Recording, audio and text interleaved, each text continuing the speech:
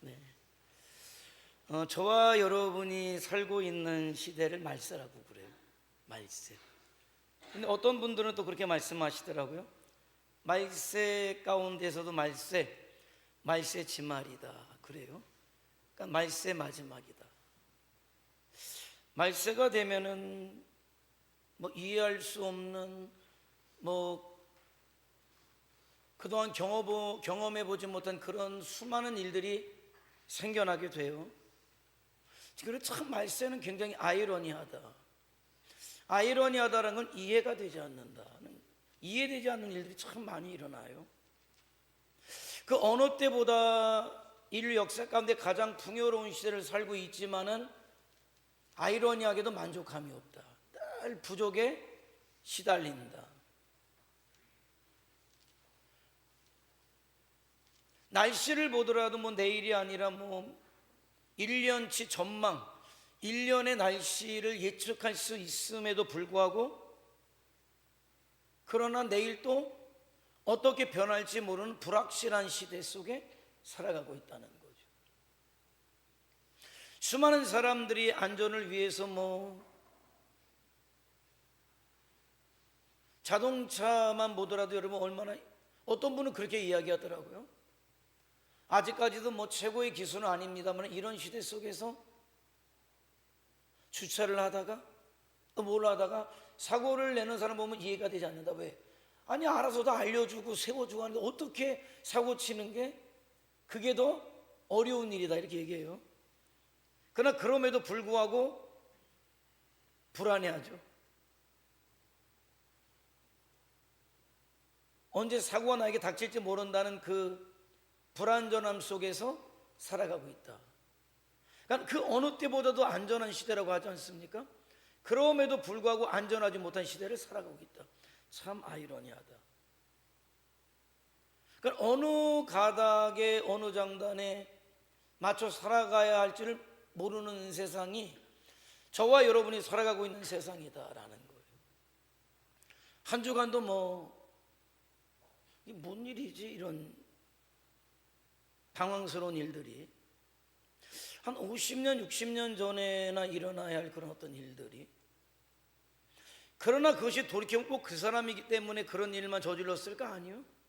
지금은 마치 그 사람을 비난 아니라고 의인처럼 보이지만은 그 사람도 역시 별바 다닐 곳 없는 참 희한한 시대를 살아가고 있다. 그런 시대 속에 나는 어떻게 살아가야 할까? 이 장단에 맞출까? 저 장단에 맞출까?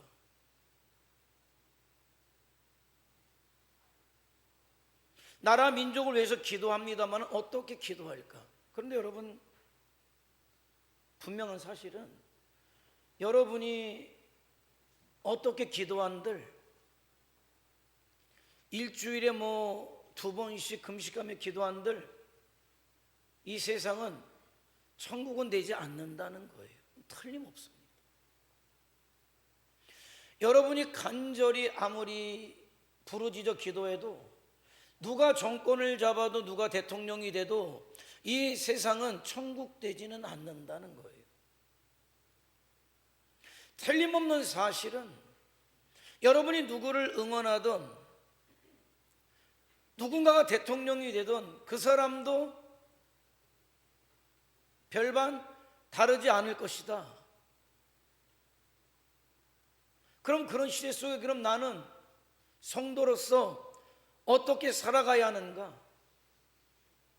이런 시대에 참 나타나는 현상 중에 하나가 또 뭐냐면요, 많은 사람들이 불확실할수록, 불안전할수록, 불만족스러울수록, 아이러니할수록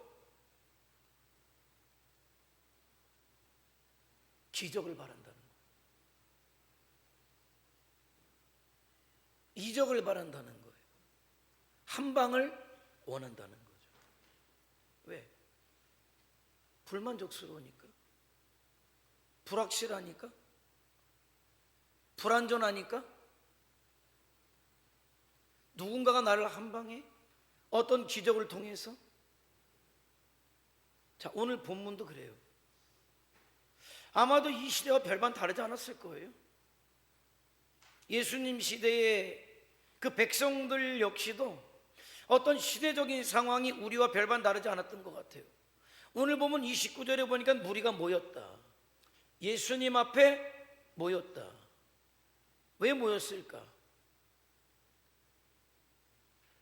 만족이 없으니까, 미래가 불확실하니까, 내일이 불안하니까, 예수님께 어떤 기적이나 볼 수 있을까?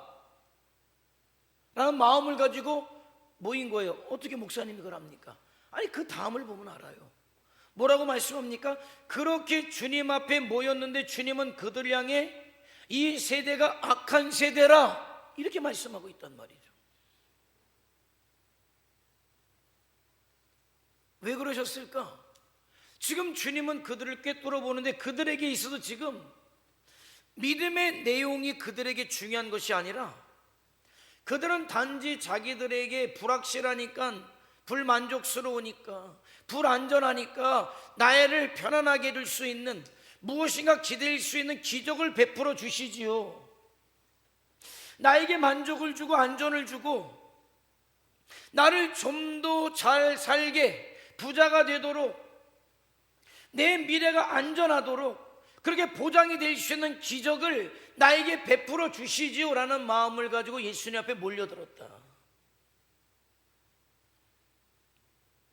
그래서 오늘과 동일한 말씀을 가지고 있는 마태복음에서는 뭐라고 말씀하시냐? 하나를 더 붙여요. 12장 39절에 보면 악하고 음란한 세대다, 이렇게 말씀하고 있어요. 악하고 음란한 세대다. 왜 그랬을까요? 똑같아요. 로마의 지배하에 있어요. 언제 죽을지 몰라요. 사는 게 경제가 어려워요. 정치가 흔들리고 있단 말이에요. 그래서 불안한 마음을 가지고 주님 옆에 왔는데 악하고 음란하다. 악하고 음란하다. 악하고 음란하다. 왜 주님이 이렇게 말씀하실까? 아니, 기적을 구하는 게 왜 악합니까? 왜 음란합니까? 동기 때문에 그래요. 동기 때문에. 그들이 왜 지금 기적을 구하고 있는가? 동기가 뭐예요? 자기 때문이죠. 자기 육신 때문에, 자기 이익 때문에, 자기 안전 때문에. 이 사람은 그러니까 하나님께서 주신 사명과 말씀은 안중에도 없어요. 안중에도 없어요. 단지 자기의 육신적인 이익이 앞서고 있는 거예요. 그래서 나에게 안전을 줄 수 있고, 나에게 평안을 줄 수 있고, 나에게 이익만 줄 수 있다면 못할 짓이 없다는 거예요. 그러니까 어디로 가야 나에게 이익을 보장시켜줄, 그런 기적을 베풀어 줄 곳이 어디 있는지, 어디를 가야 나에게 예언을 제대로 해 주어서 그야말로 로또 복권이나 맞을 수 있을지, 일확천금을 얻을 수 있을지, 어디 가서 기적이 일어나야 내 병을 고칠 텐데 그 기적을 이룬다는 곳이 어디인지 거기에만 관심이 있는 거죠. 그러니까 찾아 헤매는 거예요. 그 동기를 우리 주님이 아셨기 때문에 이 악하고 음란하다, 이 음란하다는 건 뭡니까? 영적으로 순결하지 못하다, 이런 얘기를 하는 거예요. 하나님의 백성이라면 하나님만 바라보고 살아야 되는데, 그의 나라와 그의 의를 구하면서 살아야 되는데, 교회 나오는 이유가 나를 구원해 주신 하나님의 은혜가 너무나 감사하기 때문에, 그래서 헌신도 하고 충성도 하고 봉사도 해야 되는데, 겉으로는 하나님을 섬기는 것 같지만은 그 마음에 순결함이 없다. 욕심으로, 자기를 향한 욕심으로, 정욕으로 가득 차 있다. 그러니까 너희가 악할 뿐 아니라 음란하다, 그런 말씀을 하는 거죠. 왜 봉사하는가? 왜 교회 나오는가? 기적을 찾는 거예요. 한 방을 찾는 거예요. 누구를 위해서? 주와 복음을 위해서? 아니요, 나를 위해서. 나를 위해서. 그러니까 주님은 음란하다, 영적 동기가 불순하다, 그걸 말씀하는 거죠. 여러분, 근데 그게 이런 시대를 살아가는 저와 여러분이 빠질 수 있는 함정임을 저와 여러분은 알아야 돼요. 환경이 불안해질 때, 경제가 나빠지고 정치가 혼란스러울 때 보호 본능이 작동되거든요, 사람은. 이런 시대 가운데 나를 보호해 줄 수 있는 게 무엇인지, 보호해 줄 사람이 누구인지, 보호해 줄 단체가 어딘지, 기적을 쫓게 되고 표적을 쫓게 되고 한 방을 따라가게 되는 거죠. 그런 시대 가운데 우리 주님은 뭐라고 말씀하십니까? 오늘 표적과 기적과 한 방을 따라가지 말라는 거예요. 오늘 주님 말씀, 그건 성도의 삶이 아니다. 이리 왔다 저리 왔다 말씀드렸듯이 흔들리지 말라는 거죠. 여러분, 누가 대통령이 되면 여러분 편안하게 살 것 같아요? 꿈 깨시란 얘기죠. 똑같아요. 어느 정당이 정권을 잡으면 여러분 평안할 것 같습니까? 살림살이가 그들이 얘기하는 것처럼 나아질 것 같습니까? 아니, 꿈 깨시라니까요. 그런 건 없어요. 다 자기들이 한번 정권 잡아서 큰 소리 치고 싶은 것 뿐인데 거기에 여러분이 흔들리지 마시라. 물론 거기에서 무엇인가를 떨어지는 것을 얻어먹을 사람은 같이 가야 되겠죠. 여러분, 그 사람들한테 떨어질 거 먹고 사는 사람이 적어도 제가 볼 때는 이 중에는 없는 것 같아요. 그런데 왜 흔들립니까?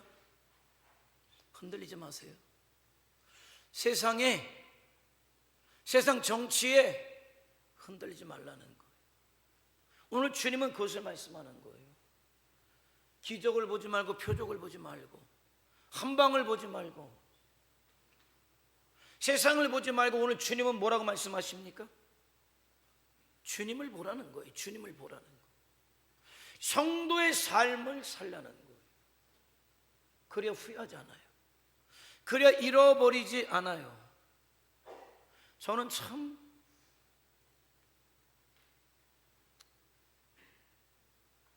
우리 동기 목사들 톡도 있습니다만 나는 글을 안 달아요. 난 목회하는 일 때문에, 하나님의 사명을 이루는 일 때문에 그렇게 열을 내고 안타까워하는 건 보질 못했어요.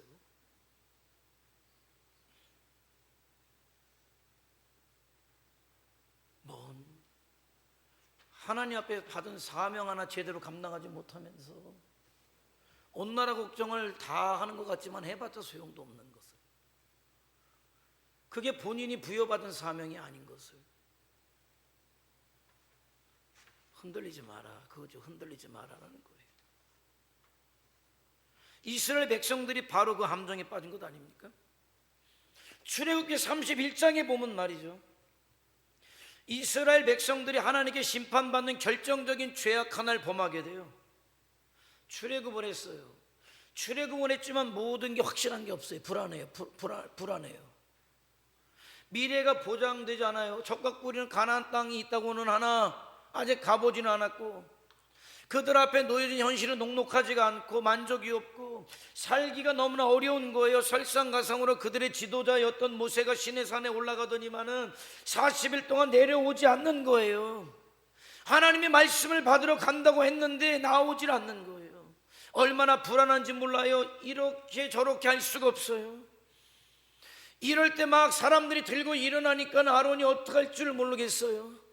저 사람들을 잠재워야 되겠다, 저 사람들의 필요에 만족을 줘야 되겠다. 그래서 만들어낸 게 뭡니까? 금송아지예요. 왜 금송아지를 만들었습니까? 사람들의 만족, 사람들의 필요를 채워줄 기적이 필요했으니까. 하나님의 뜻이 중요한 게 아니었어요. 겉으로는 하나님을 섬기는 것 같았지만은 전혀 그렇지 않았어요. 그들에게는 섬기는 대상이 중요하지 않아요.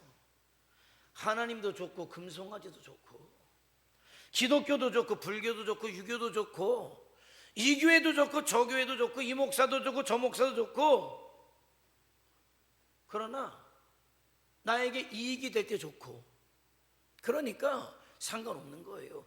내가 편안하고 내가 이익이 된다고 생각하면 언제든지 하나님도 섬겨보고 금송아지도 섬겨보고 이 교회도 가보고 저 교회도 가보고, 하나님은 믿음 아니다, 믿음 아니다 이렇게 말씀해 주죠. 내 병만 고쳐준다면, 나에게 일확천금을 안겨다 줄 수 있다면 내 영혼이라도 팔겠다, 이게 신앙입니까? 금송아지에게 내 영혼이라도 팔겠다, 그게 비단 광야에 있었던 이스라엘 백성들만의 삶이냐 이거예요.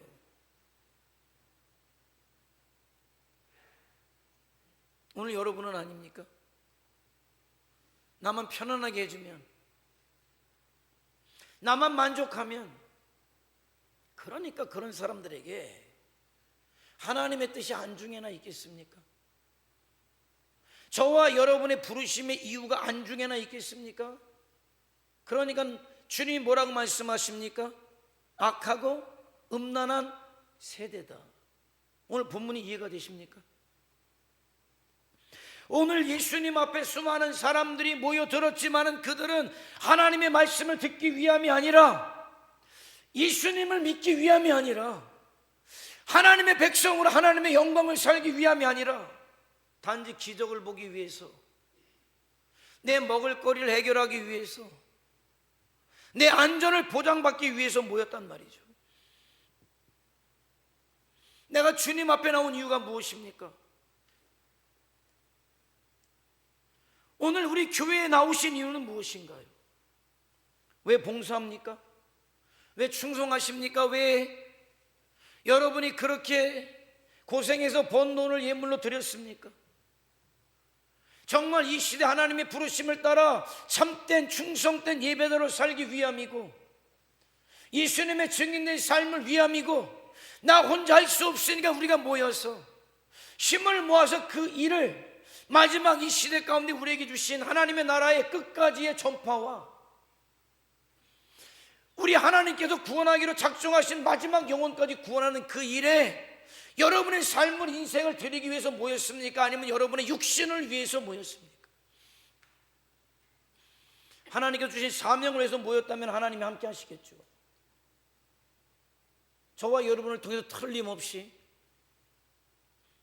이 시대 가운데에서 초대교회 역사를 재현하시겠죠. 그러나 그것과 상관없이 오직 내 육신을 위해서만 왔다면, 오늘 주님의 음성은 그를 향해 이 악하고 음란한 자야, 이게 우리 주님의 음성임을 저와 여러분은 들어야 한다는 거예요. 겉으로는 하나님의 일을 하는 것 같지만은 그 속은 전혀 하나님과 상관없는, 하나님의 부르심과 전혀 상관없는 나를 위한 불순한 동기가 내 마음에 자리 잡고 있다면, 나는 어쩔 수 없이 악한 자일 수밖에 없고 음란한 자일 수밖에 없음을 알아야 합니다. 여러분, 무엇 때문에 주님 앞에 섰습니까? 흔들리지 말라는 거. 여러분이 사명으로 설 때 하나님께서 붙잡아 주실 거라는 거예요. 성도의 삶을 살라는 거예요. 자, 그 다음 이어지는 말씀이 그것 아닙니까? 그러면 흔들리지 말고 주님의 말씀을 붙잡아라. 30절이죠. 남방 여인 사건과 니느웨 사람들을 우리 주님이 말씀하시는 거예요. 표적을 구하는, 기적을 구하는 그 세대가 악하고 음란하다 말씀하시면서 남방 여인과 니느웨 사람들을 주님께서 소환하시는 거죠. 요나가 니느웨 사람들에게 표적이 됨과 같이 인자도 이 세대에 그러하리라. 너희들이 지금 많은 기적을 나에게 원하지만 나는 너희들에게 보여줄 기적이, 표적이 있다면은 요나의 표적밖에 없다. 이 얘기는 뭡니까? 나는 너의 육신의 만족을 주기 위한 게 아니라 너희를 구원해서 하나님의 백성, 천국 백성이 되기 위해 왔기 때문에 너희 죄를 지고 대속의 죽음을 죽고 사망 권세를 깨뜨리시고 3일 만에 부활할 요나의 표적밖에, 부활의 표적밖에 너에게 더 이상 보여주고 싶은 게 없어. 그러면서 남방 여인을 또 말씀하는 거예요. 남방 여인은 솔로몬의 명성을 듣고 찾아와서 솔로몬에게 하나님의 말씀을 듣고 돌아갔잖아요. 그럼 니느웨 사람들은 요나가 물고기 뱃속에 나와서 전도했을 때 니느웨 사람들이 요나가 선포한 하나님의 말씀을 듣고 회개하고 돌아왔단 말이죠. 그것을 통해서 우리 주님이 하고 싶은 말씀은 무엇입니까? 세 가지를 비교해요. 남방 여인은 이방인이었지, 유대인은 하나님의 백성들. 남방 여인은 땅 끝에서 멀리 왔지만은 너희는 하나님이신 예수님께서 직접 찾아오셔서 말씀하고 있지. 남방 여인은 솔로몬의 말을 들었지만은 너희들은 예수님의 말씀을 직접 들었지. 그런데 솔로몬의 말을 들은 남방 여인은 회개했지만 너희들은 회개하지 않았으니 심판의 때 남방 여인이 너희를 심판할 것이다. 그 말씀인 거예요. 니네 사람들도 마찬가지 아닙니까? 니네 사람들은 요나가 전도했어요. 유대인들은 예수님이 직접 전도하셨단 말이에요. 그 결과 요나의 말을 들은 니느웨 사람들은 회개했지만은 예수님의 말씀을 듣는 유대인들은 회개하지 않았다는 거예요. 예수님께서 이 두 가지 사건을 통해서 우리가 무엇에 집중해야 할 것인지를 말씀하시죠. 결론적인 거 28절 한번 다 같이 한번 읽어볼까요? 28절 시작.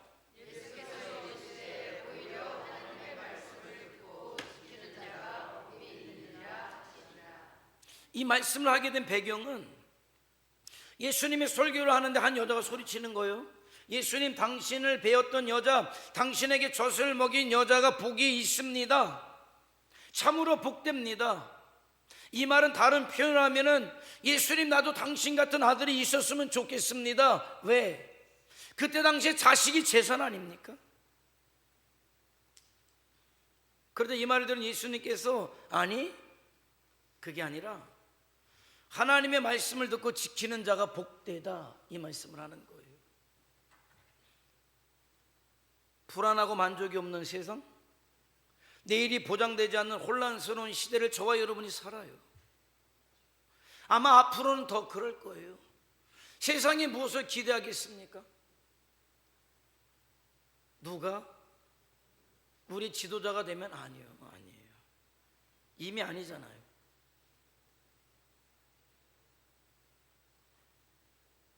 저와 여러분은 그야말로 그것이 바로 좌고 우면하지 않고 흔들리지 아니하고 믿음의 길을 가는 거예요. 주님의 말씀을 따라서. 그러니까 이런 시대 가운데 흔들리지 아니하고 하나님의 말씀을 듣고 하나님의 말씀을 지키는 자가 마침내 복된 자가 된다는 사실을 저와 여러분이 깨달아야 한다는 거예요. 비록 나에게 기적이 일어나지 않아도 하나님의 말씀을 듣고 지키시기 바랍니다. 질병이 떠나가지 않아도 이 시대 흔들리지 말고 하나님의 말씀을 듣고 지키시란 말이에요. 경제가 불안해도 하나님의 말씀대로 살아가시기 바랍니다. 사업이 어렵고 사회가 시끄러워도, 아니 그러면 그럴수록 하나님의 말씀에 집중하시기 바랍니다. 세상이 불안하고 테러의 위협이 있고 난데없이 계엄이 발동되고, 아니 상관없이 하나님의 말씀을 붙들란 말이에요. 왜? 그게 저와 여러분의 살 길이란 말이죠. 국민의힘이 정권을 잡아야 살 길이 열리는 게 아니라, 민주당이 정권을 잡아야 살 길이 열리는 게 아니라 그냥 누가 잡아도 그렇게 흘러갈 거예요. 왜? 세상은 그렇게 되게 돼 있어요. 그렇다고 기도하지 말라는 건 아니에요. 그런 불의 속에서도 하나님의 역사는 이어져 가야 되니까. 그러나 그런 것에 흔들려서는 안 된다는 거죠. 그럴수록에 하나님의 말씀을 붙들고 묵묵히 걸어가는 거예요. 그게 하나님이 함께 하시는 거고 사는 길인 것이고, 저와 여러분이 축복된 인생을 살고 마감하고 하나님 나라에 이르게 될 수 있단 말이죠. 기적이냐 말씀이냐, 현상이냐 말씀이냐, 세상이냐 말씀이냐, 이제는 선택해야 되겠죠. 이게 얼마나 중요합니까? 이 말씀이 얼마나 중요한가? 우리 주님이 이 말씀을 하시기 전에 한 귀신의 얘기를 해요. 한 더러운 귀신이 어떤 사람에게 나갔어요.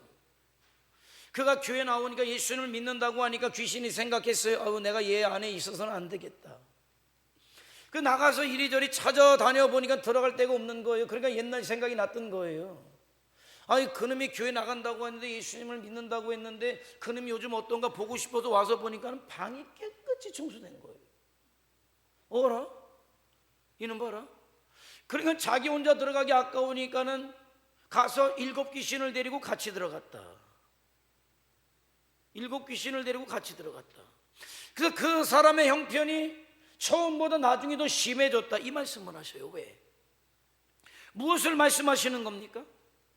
저와 여러분의 마음은 중립이 없어요. 회색지대가 없단 말이죠. 영적 생활은 중립이 없어요. 빈방이 없단 말이죠. 영적 생활엔 빈방이 없어요.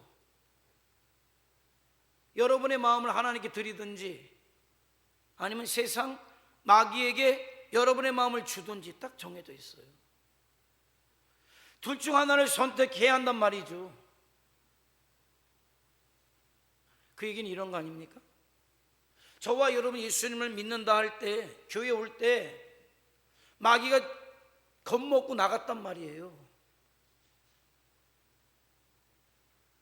자, 그랬으면 그 다음에 마귀가 나갔으니까 이제는 교회 와서 말씀을 듣고 하나님 앞에 예배하고 교제하고 그 말씀 앞에 반응하고 잘못을 회개하고 죄악을 몰아내고 주님 말씀에 순종하는 삶을 살고 그래야 되는데, 그런 마음이 없을 때 어떤 현상이 벌어지느냐?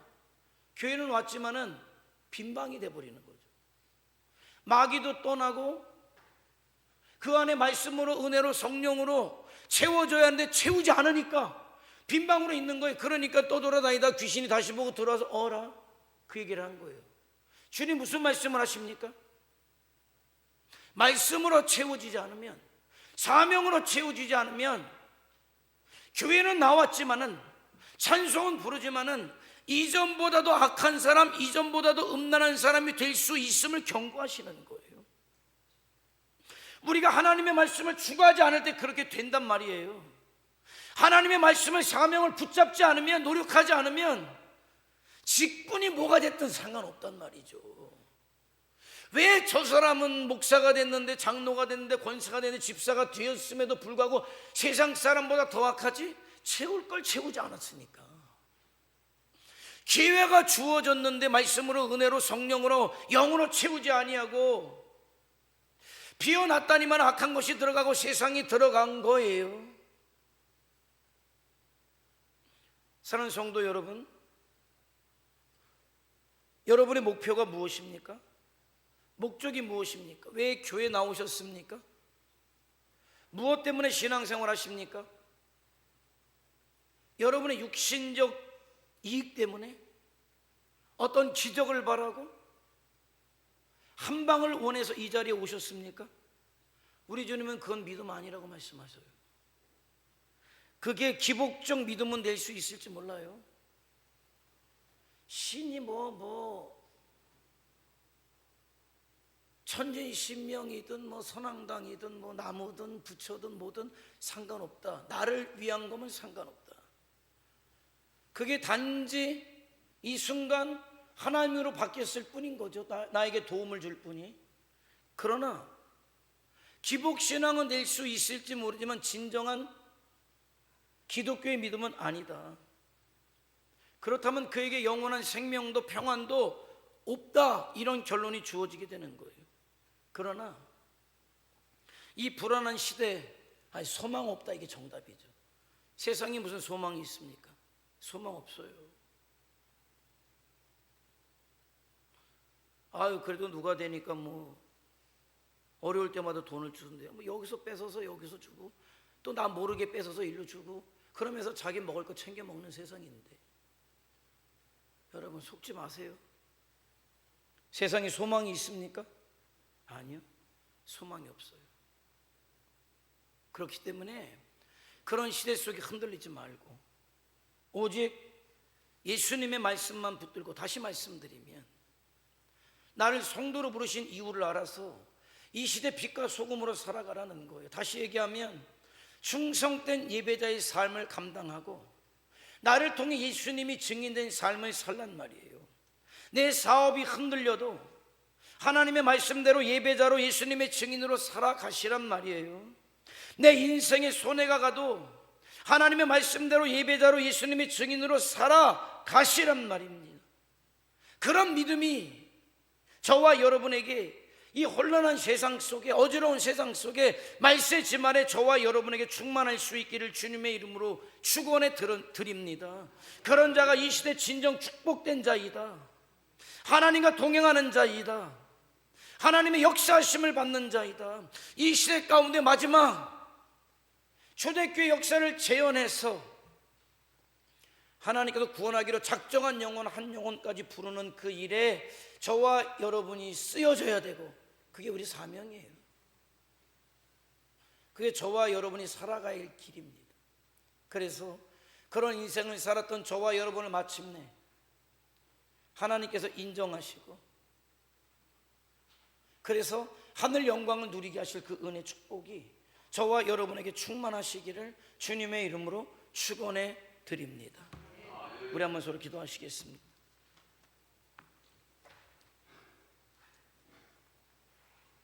세상 돌아가는 거 보면 안타깝죠. 가슴 아파요. 정말 이 나라가 어떻게 될 것인지, 이 민족이 어떻게 될 것인지 암울하고 땅을 치고 싶어요. 그런데 여러분, 마음만 간절할 뿐이에요. 사람들이 만들어가는 세상이 거기서 거기일 뿐이에요.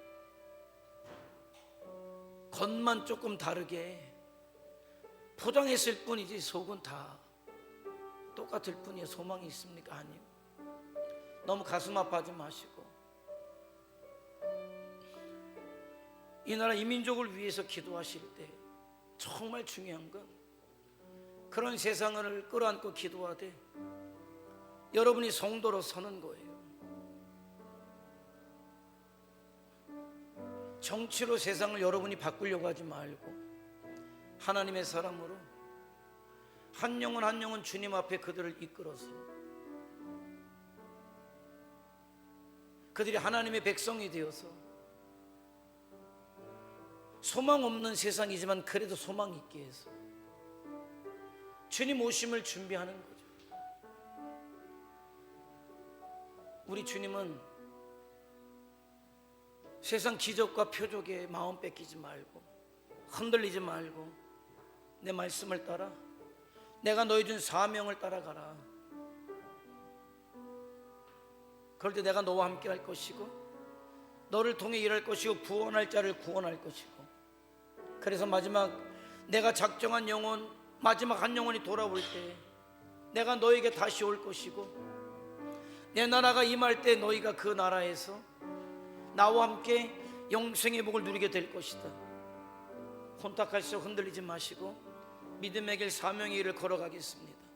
저희를 통해서 수많은 영혼들이 주님 앞에 돌아오는 역사로 이루게 하셔서 소망이 없는 세상에 소망이 생기게 하시고 하나님의 나라의 도래를 앞당길 수 있는 자가 우리가 되게 하옵소서. 다 같이 주여 한번 부르며 통성으로 기도합니다.